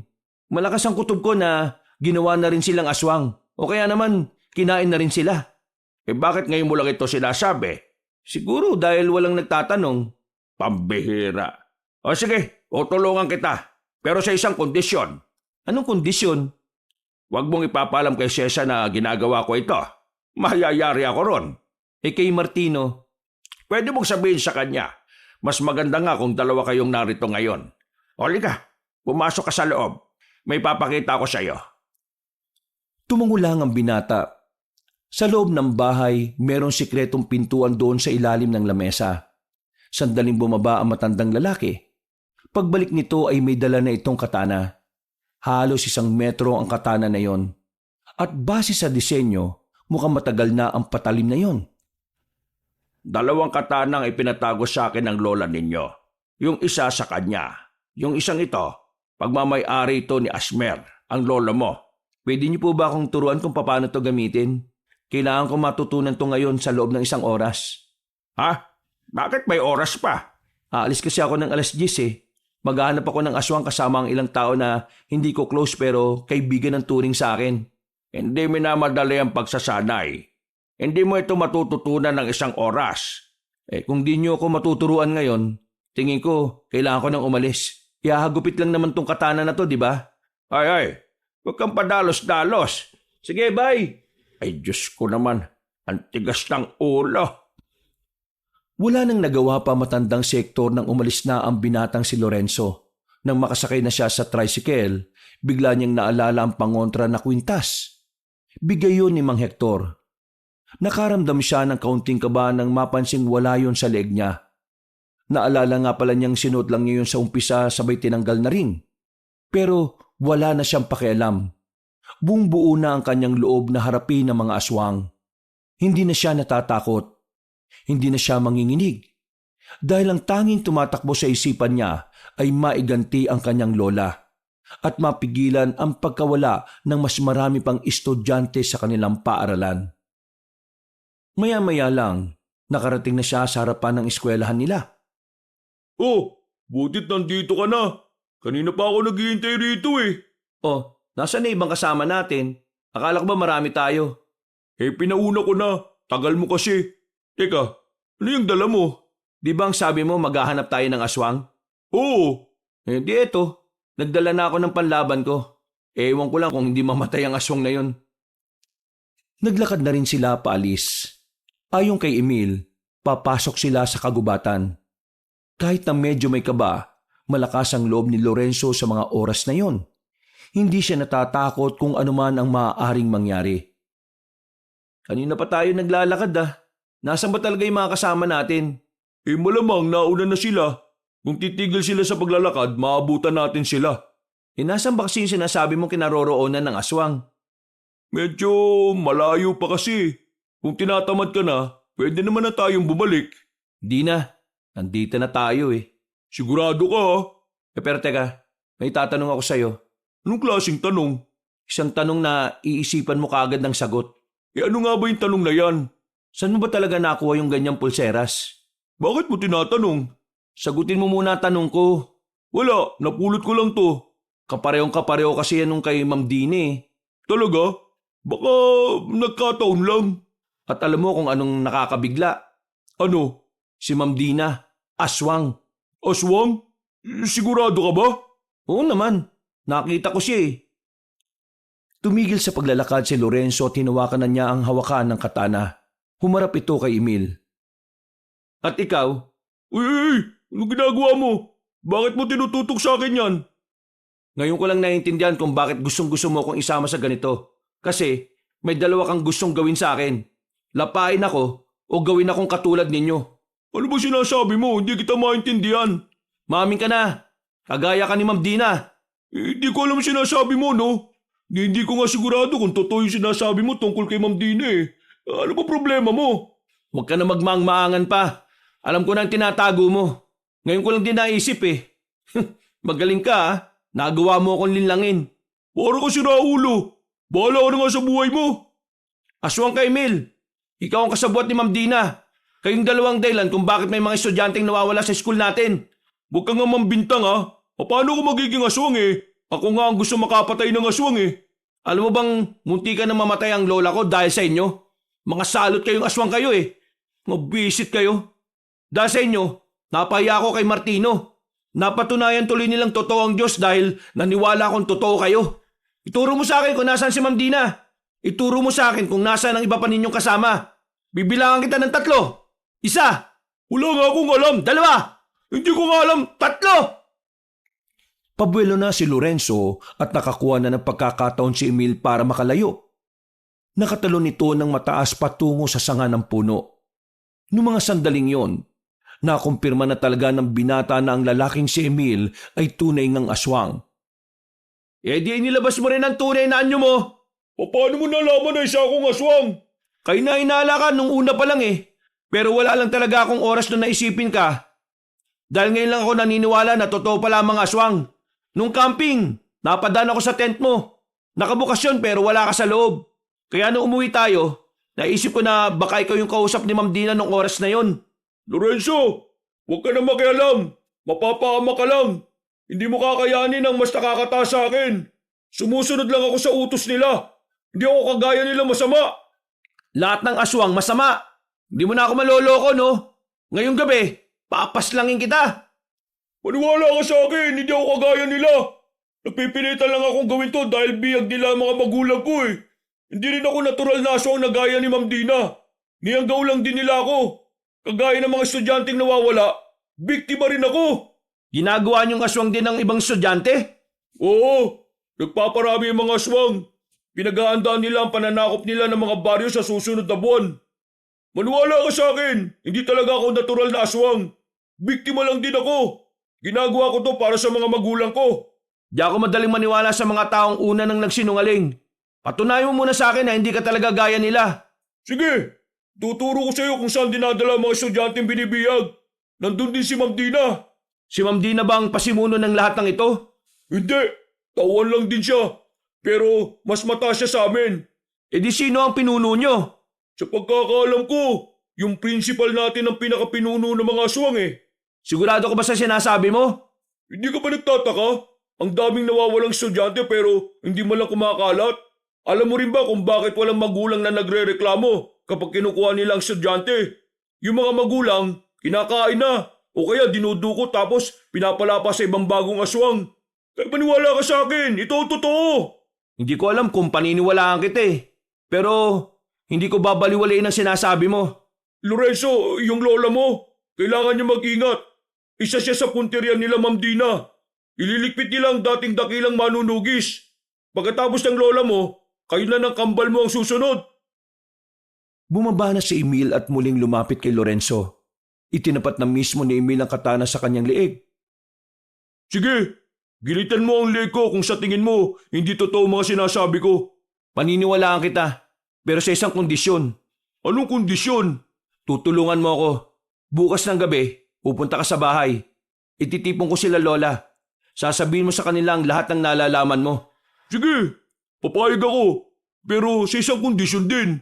Di ka pwede magbigay ng kondisyon, no? Kapag may isa ng kondisyon. Lorenzo, sa oras na mamatay ako, pakiusap, iligtas mo ang mga magulang ko ha. Hindi sila aswang eh. Buhay na buhay sila bilang tao. Ginagamit ang mga aswang ang kalaman nila bilang mga doktor. Ikaw nang bahala sa kanila ha, kapag may nangyaring hindi maganda sa akin. Sabay na silang naglakad paalis sa gubat na yon. Nasabi na rin sa kanya ni Emil kung saan ang eksaktong lugar ng pinagtataguan ng mga aswang. Na maghiwalay na sila ni Emil, tila bigla siyang nakaramdam ng awa. Kahit na hindi siya dapat nagpapadala sa kanyang emosyon, pero sa tingin niya, totoo ang mga sinasabi nito. Noong gabing yon, wala siyang napaslang na aswang. Umuwi na lamang siya sa bahay nila. Kinabukasan ng umaga, sa kanya lamang naikwento ang mga nangyari. Maging ang kanyang kakambal ay nagulat din sa mga sinabi niya. Si Emil? Aswang? Oo, aswang si Emil. Pero ang sabi niya, mabuting aswang siya. Mamayang gabi, papatunayan niya yon. Sasabihin niya sa inyong lahat ang mga nalalaman niya. Duda ako dyan. Kung talagang may nalalaman siya, dapat sa pag-uusap niyo pa lang sinabi na niya. Sasaga pa lang siya ng mga impormasyon eh. Sa kanya sasabihin mamayang gabi kung ano mga nalalaman niya. Wag na muna kayong pumasok. Ngayong alam na natin na may aswang sa paaralan ninyo. Hindi na kayo ligtas doon. Sesa, kailangan ko na yatang abisuhan ng tropa. Tropa? Ang ibang manunugis na naghihintay lang sa senyas ni Sesa. Pwede bang sumama ako? Total, nasa akin naman na ang katana ni Lolo eh. Pambihira naman to, nadulas pa. Ibigay mo na kay Lorenzo ang katana ni Asmer. Ang kulit eh. Pasensya na. Ayos lang. Binigay ko na rin naman ng katana ko kay Martino. Teka, ayos na sa'yo na sundan nilang dalawang yapak ninyo. Naisip ko lang kasi na kung iiwasan nila ang kapalaran nila, baka mamatay lang sila ng walang kalaban-laban. Yun naman pala eh. Di ayos na. Mang Hector, Lola, turuan nyo na kami. Napatungo na lamang ang dalawang matanda. Sa puntong yun ay nakaramdam na rin ng pagkasabik ang lalaking si Lorenzo. Hindi na siya makapaghintay na makapaslang ng aswang. Makalipas ang ilang oras, sumapit na rin ang kinagabihan. Makakasama sila sa bakuran habang naghihintay sa pagdating ni Emil. Pero mag-iisang oras na ay wala pa rin ito. Sigurado ka bang nagsasabi siya ng totoo? O baka tinakasan ka ng kaibigan mong yan? Kung hindi siya dumating ngayon, pinatunayan niya lang na masama nga siyang aswang. Sandali. Siya na ba yun? Napatayo sila nang matanaw ang paggewang-gewang na tumatakbong lalaking si Emil. Nang makarating na ito sa kanilang bakuran, ay saka na ito bumagsak sa lapag. Nakaanyong aswang pa ito, pero maraming sugat sa katawan at sumusuka na rin ang dugo. Emil, anong nangyari? Lorenzo, hindi ang principal natin ang pinuno. Alam ko na kung sino. Sino? Sabihin mo! Si... Hindi na naituloy pa ng lalaking si Emil ang kanyang sasabihin nang di na nito kayanin ang dami ng hiwa sa katawan nito. Nalugutan na ito ng hininga at hindi na nila nalaman kung sino ang pinuno ng mga aswang. Kailangan natin siyang alisin agad dito. Kapag nakita ng mga tao na aswang siya, mag-iinala din sila na baka aswang din tayo. Anong gagawin natin sa kanya? Karaniwang sinusunog ang bangkay ng mga aswang. Pero dahil kaibigan mo naman siya, ililibing na lang natin siya. Sa likod bahay, doon na lang natin ilibing ang aswang na ito. Dati, hindi ako naniniwalang may Diyos at may aswang eh. Ngayon, kailangan kong maniwala na may aswang na mabuti. Inilibing nila ang lalaking si Emil. Kahit na papaano, nakakaramdam ng lungkot ang lalaking si Lorenzo. Hindi niya inakala na hahantong sa masaklap ang buhay ni Emil. Sa kabilang banda, bigla na lamang siyang kinabahan. Iniisip niya na baka may alam na ang mga aswang na naghahanda na rin sila. Kailangan ko na bang puntahan ng iba nating kasama, Sesa? Ipagpabukas mo na. Delikado kung ngayong gabi ka pa lalakad. Dumito ka na rin magpahinga. Maya-maya lang, pumasok na ang dalawang matanda sa loob ng bahay.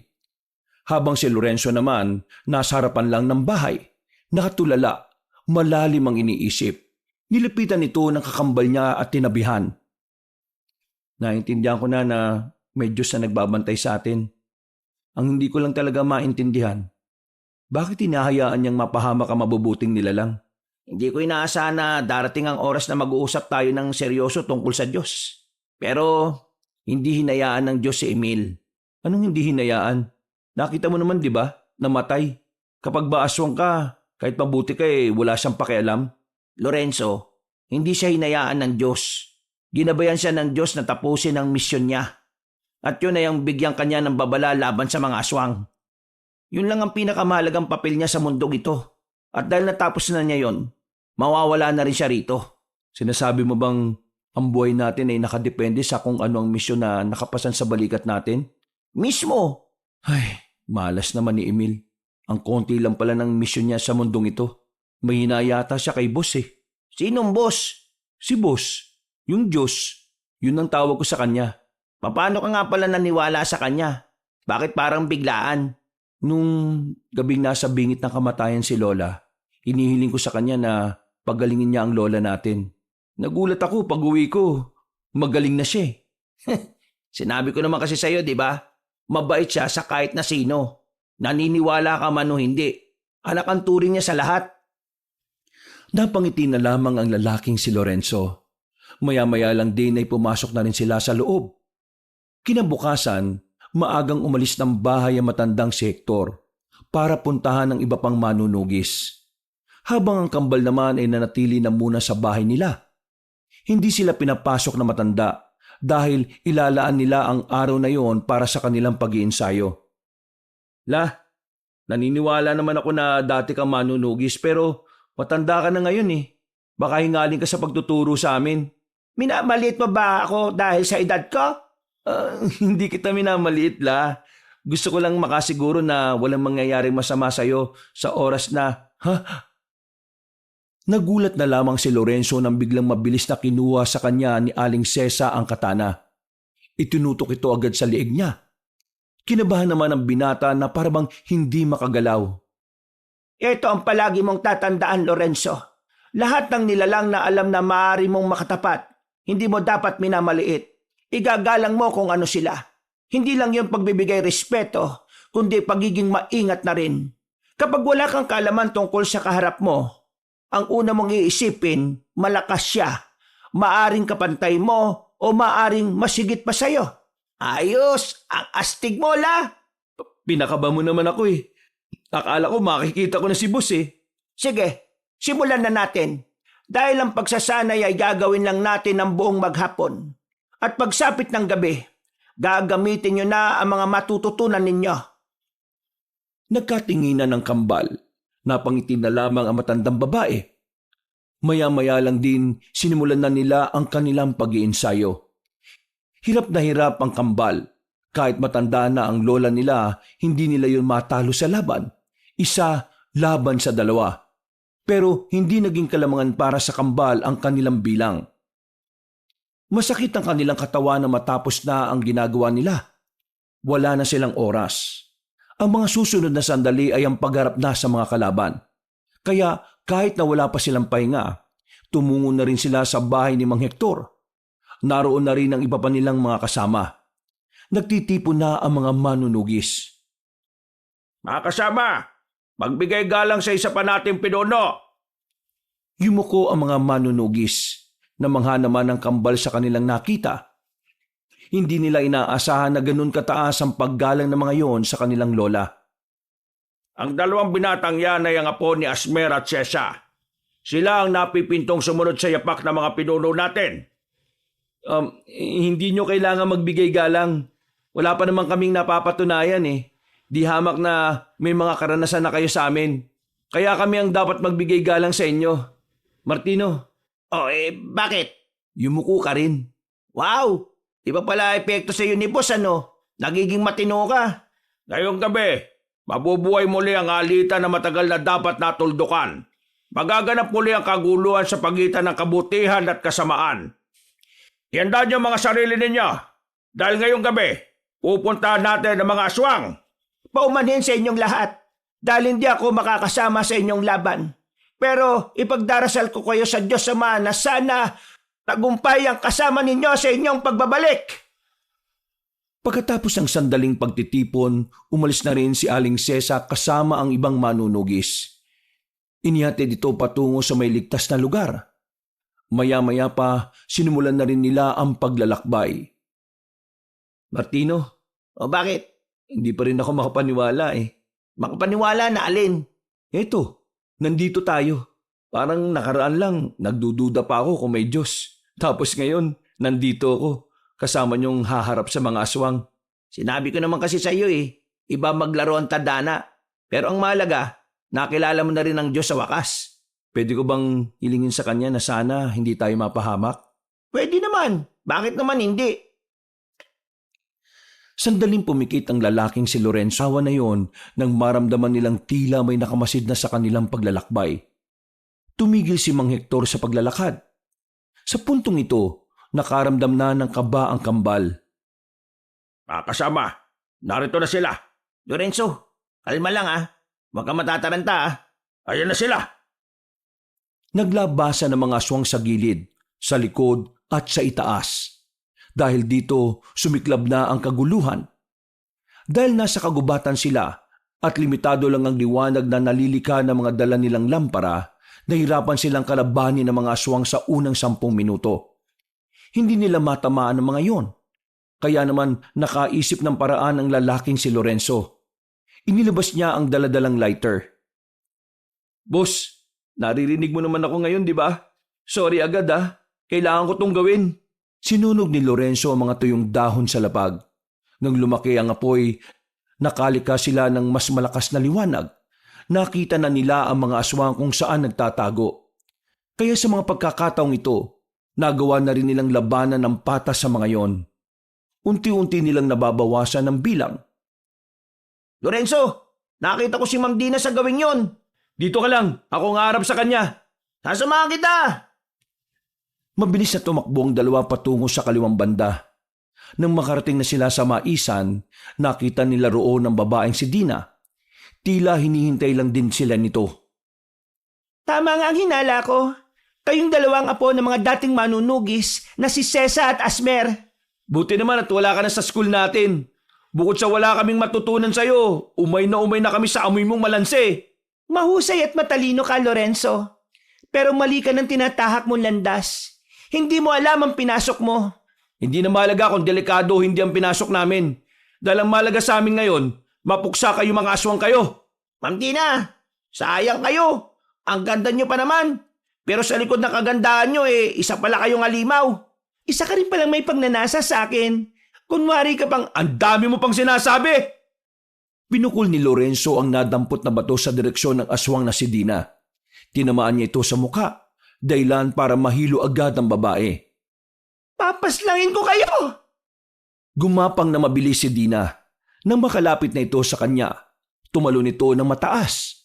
Nahawakan nito si Martino. Nakalmot nito si Martino sa balikat. Pero mabuti na lang ay nadaplisan lang ito dahil nagawa nitong makailag. Ayos ka lang? Pag mo akong intindihin. Muling umatake ang aswang na si Dina.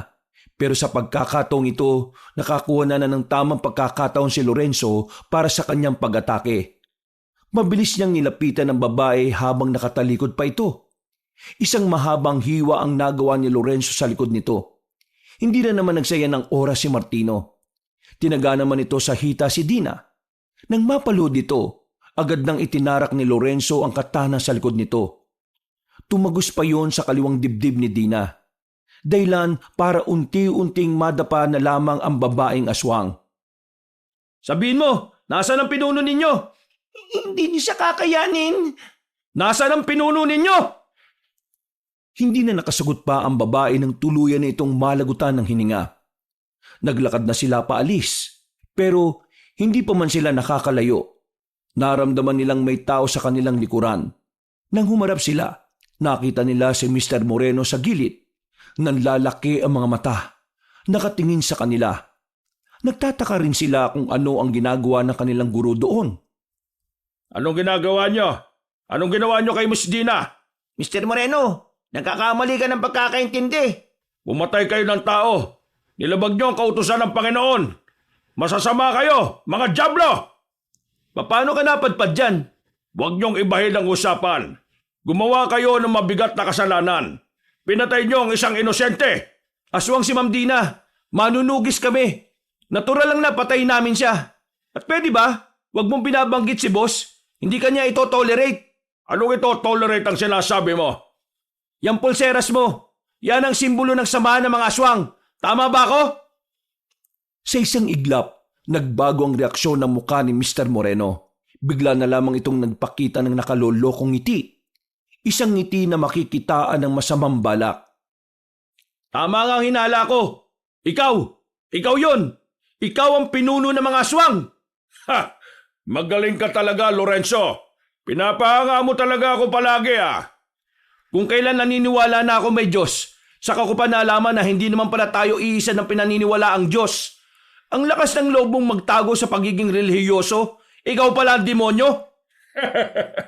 Nalinlang kita. Nalinlang ko kayo. Pero hindi ko rin talaga inakala na kayo pala ang dapat kong inuna. Ang isa sa mga punteriya ko matagal ko na palang nakakadaupang palat. Mahusay! Nilinlang nyo rin ako. Anong nilinlang? Hindi rin naman namin alam na manunugis ang pinagmulan namin Buwang ka rin no? Saan mo din nila mga estudyanteng dinudukot ninyo? Malalaman mo lang yon kung matatalo nyo ako. Aray! Nagulat na lamang sila na may bumaon na palaso sa bandang liig na matandang si Moreno. Tinira na pala ito ng palaso ni Mang Hector. Dahil dito, dumistansya na muna si Mr. Moreno. Pinutol nito ang palaso. Hindi na pala ako asintado ngayon. Iba na talaga kapag may edad na O ikaw, hindi kita kilala, pero hindi ka namin sasantuin. Nagalit si Mr. Moreno. Nagpalit na ito ng anyo bilang aswang. Mabilis itong nakalapit. Niligpasan nito ang kambal. Diretso kay Mang Hector si Mr. Moreno.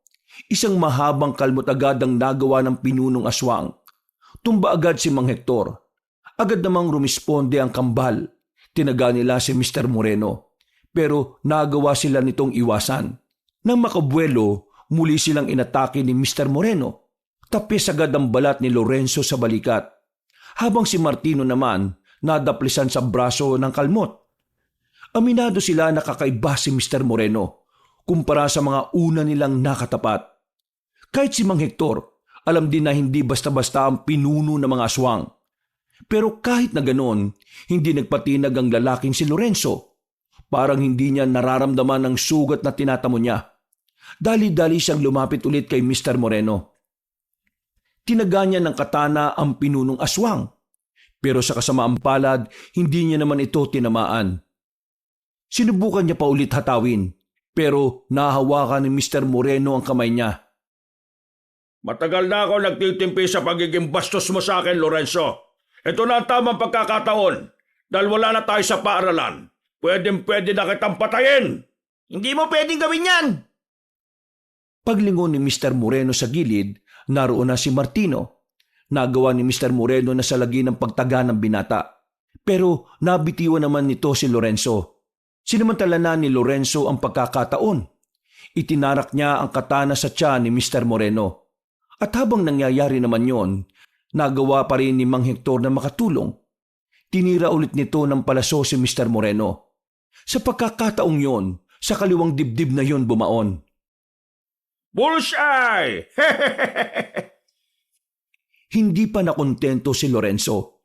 Hinugot niya ang katana at saka itinarak ulit kung saan naroon din ang nakatarak na palaso. Tinulak sila ni Mr. Moreno. Dumistansya ito sa kanila. Anong akala nyo? Mapapatay nyo ako sa ganitong paraan? Hindi ako magiging pinuno kung sa simpleng saksak lang mamamatay na ako. Aabante pa sana si Mr. Moreno nang bigla itong sumuka ng dugo. Kalaunan, makakasunod na ubo na lamang ang nagawa nito. May laso na ang pangalawang palaso na pinatama ko sa iyo. Yung una, sinadya kong wala para maging kampante ka at isipin mong hindi ka mamamatay sa palaso. Mr. Moreno, talo ka na! Mukhang kailangan mo nang magpaalam. Hindi ka ililigtas ng kinikilala mong Diyos, no? Kahit na kailan talaga, malaking hadlang ang mga tao sa mga hangarin namin. Hindi ako makapaniwala. Nasayang lang ang maraming taon ng pagpaplano ko. Mr. Moreno, magpahinga ka na! Hanggang dito na lang ang misyon mo sa mundo! Lumakas ng lumakas ang ubo ni Mr. Moreno. Parami na rin ang parami ang dugong isinusuka nito. Lumalambot na rin ang tuhod nito. Nahihilo at nawawalan ng balanse. Bakit ayaw niyo pa akong tapusin? Di ba ito naman ang pinakahihintay ninyo? Ibinibigay na namin ang ilang minuto na natitira sa buhay mo. Mabait pa rin naman kami sa iyo kahit nakampun ka pa ng demonyo. Yung mga biyag na estudyante. Kung dediretsuhin niyo ito, ay may makikita kayong malaking bahay. Hanapin niyo ang basement. Naroon silang lahat. Lorenzo, maraming salamat. Ngayon, naiintindihan ko na kung bakit makapangyarihan ang pagmamahal ng mga tao. Bigla na itong bumagsak. Hindi na ito makapagsalita. Nangingisay-ngisay na rin ito. Kalaunan, hindi na rin ito gumagalaw. Tuluyan na itong nalagutan ng hininga. Ayos lang ba kayo? Tuklap ang balat mo. May kalmot ako. At may mahabang sugat si Mang Hector. Tapos, magtatanong ka kung ayos lang kami? Tulungan niyo na ako makatayo. Inalalayan nila ang matanda. Nang balikan nila ang kanilang mga kasama ay natalo na nila ang mga aswang. Marami ang sugatan sa kanila. Merong kritikal pero nailigtas din naman. Masaya silang nakabalik sa baryo. Bitbit nila ang tagumpay. Walang paglagyan ang kalooban ni Lorenzo. Dahil sa wakas, hindi na mangangamba ang kanilang lola tuwing matutulog sa gabi. Makalipas ang halos isang buwan, nakarecover na rin sila. Pansamantalang natigil ang kanilang pag-aaral. Wala na rin kasi ang kanilang principal. Nakasama ito sa mga namatay sa labanan. Ang mga estudyante namang ilang araw nang nawawala, naibalik na rin sa kanilang mga magulang. Mga apo, hanggang ngayon, hindi pa rin ako makapaniwala na kinaya niyong makipagsabayan sa mga manunugis. Masaya ako at proud ako sa ginawa ninyo. Talagang nananalaytay ang pagiging mandirigma sa dugo ninyo. Ang tanong ngayon, ipagpapatuloy niyo ba ang nasimulan ng inyong lolo at lola? Habang nag-aaral, itutuloy ko ang pagiging manunugis.